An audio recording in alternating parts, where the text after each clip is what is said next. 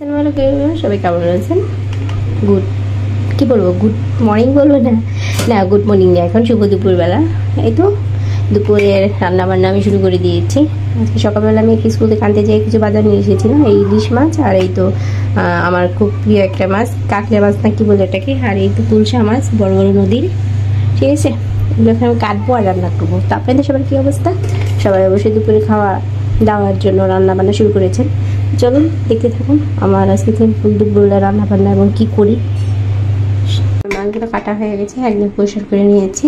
আমি এগুলো রান্না করব মিক্সড করে, কিছু কাঁকড়া মাছ কিছু পাবদা মাছ পেঁয়াজ দিয়ে, শুধু একটু হালকা করে, একটু গ্রামের এলাকায় যেভাবে আগে মা কাকিমারা রান্না করতো না, কম মশলা দিয়ে সুন্দর করে একটু হালকা চুলতে, সেভাবে করবো।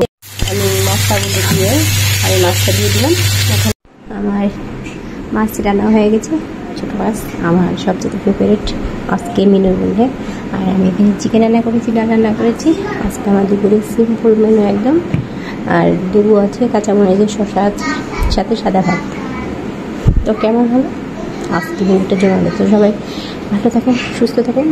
এরকম ছোটো ছোটো মিনি ব্লগ দেখার জন্য যদি আপনাদের ভালো লাগে, দেখতে যদি ভালো লাগে, তাহলে আমাকে অবশ্যই কমেন্ট করে লাইক শেয়ার দিয়ে জানাবেন। আমি আপনাদের আমার এরকম ছোটো ছোটো মিনি ব্লগ আবার হাজির হব। তো আল্লাহ হাফেজ।